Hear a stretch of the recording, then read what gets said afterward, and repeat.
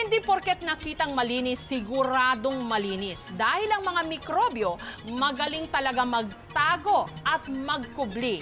Kayo, sigurado ba kayong malinis talaga ang inyong mga bahay, opisina at parlor? Hindi malinaw ang tubig na dumadaloy sa fountain ni Nanette. Sa halip, punong-puno ito ng bula. Pag dinusa mo nito, bubula. Maya't maya kasi, nilalagyan niya ito ng disinfectant. Panay rin ang punas niya sa iba niyang mga kasangkapan. Masarap din yung matutulog ka. Liwalas, malinis, mabango yung paligid mo. Eh, di ba cleanliness is next to godliness, di ba? Aminado si Nanette, meron siyang pagka-OC o obsessive-compulsive pagdating sa kalinisan. Hindi raw siya mapakali kung marumi ang kanyang bahay. Paulit-ulit niya itong lilinisin. Walang dudang si Nanette, isang certified neat freak. Ipinaglihi sa kalinisan. Ang pinakakinatatakutan raw kasi ni Nanette, mga germs o mikrobyo.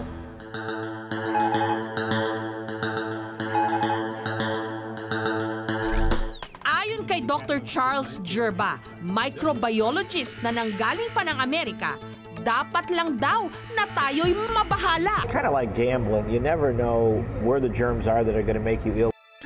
Nalibot na daw ni Dr. Gerba ang halos buong mundo sa pagsasaliksik niya tungkol sa mikrobyo. Pero wag na raw magpakalayo-layo pa dahil ang karamihan sa mga ito matatagpuan sa ating mga tahanan mismo. Si Annie, kinakarirang paglilinis ng bahay. Sa unang tingin, mukhang malinis naman. Hello, doctor. How are you? Nice to meet you. Pero nung bisitahin ito ni Dr. Gerba, hindi pala ito 100% germ-free. Pinatunayan niya ito sa pamamagitan ng dala niyang high-tech na gadget, ang ATP Luminometer. Sinusukat nito ang dami ng mikrobyo sa isang bagay. Una muna siyang kumuha ng sample ng mikrobyo gamit ang cotton swabs. Pagkatapos, inilagay niya ito sa luminometer. We're usually looking for numbers less than 200 because that's what we usually consider food safe. Sa loob lang ng 15 segundo, meron ng resulta. Again, we're in the hundreds of thousands of bacteria again. Usually you'll find the most bacteria in a house in the sponges in the kitchen sink, actually. I was shocked to learn na akala ko malinis na, yun pala, madumi pa pala. Sa banyo, alam nyo ba ang may pinakamaraming mikrobyo? Hindi ang doorknob, hindi rin ang inodoro, kundi ang lababo.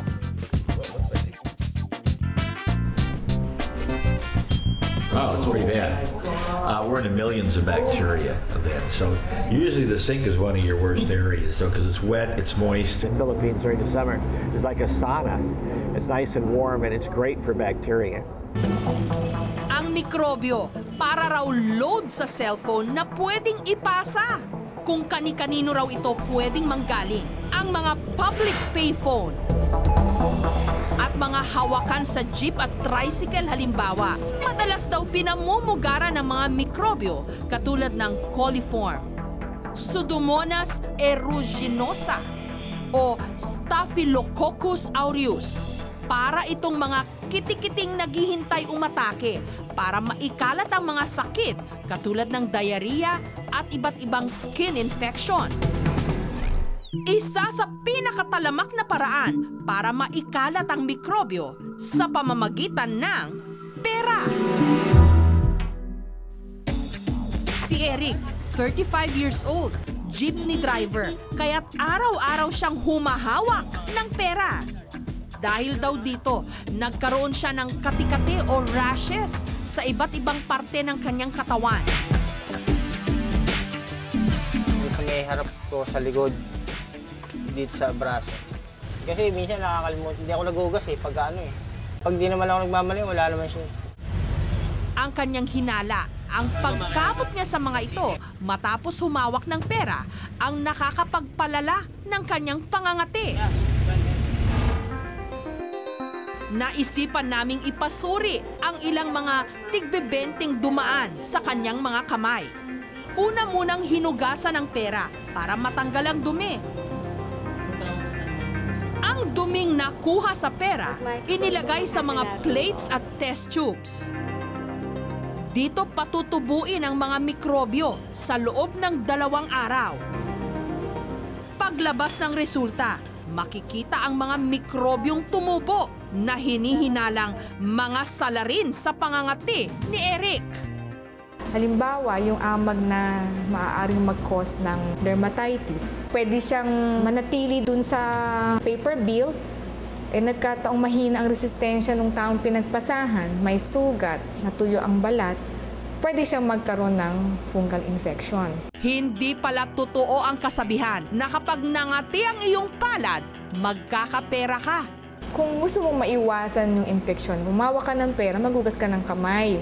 Pag nagugas ng kamay, may tubig, may sabon, at yung vigorous ang hand washing mo, mga 20 seconds, no?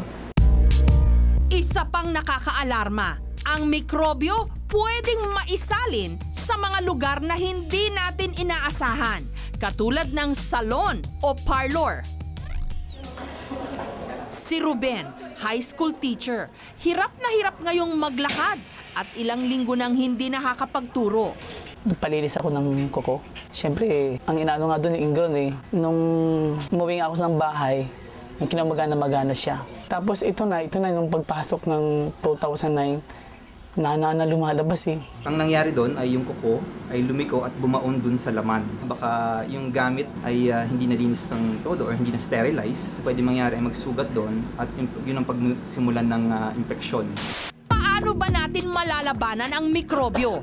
Sa pamamagitan ng tamang kaalaman. Sa bahay, siguraduhing malinis ang mga gamit sa kusina, lalo na ang mga sangkalan. Dito kadalasang naiipon ang mga mikrobyo mula sa mga hinihiwang hilaw na pagkain.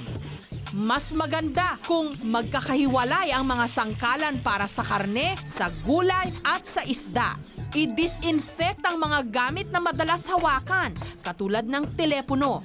Kung namamahalan sa presyo ng disinfectant, pwedeng gumamit ng pinaghalong baking soda at tubig. Pwede rin ang suka. Umiwas sa mga taong may sakit. Ugaliing maghugas ng kamay gamit ang sabon at tubig.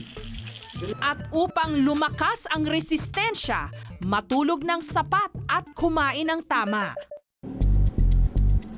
Magkaroon ng sapat na kaalaman tungkol sa mga mikrobyo at kung paano ang mga ito maiwasan. Huwag basta-bastang maniniwala sa mga mukhang malinis dahil maaaring nakakubli sa mga ito ang mga mikrobyong small but terrible.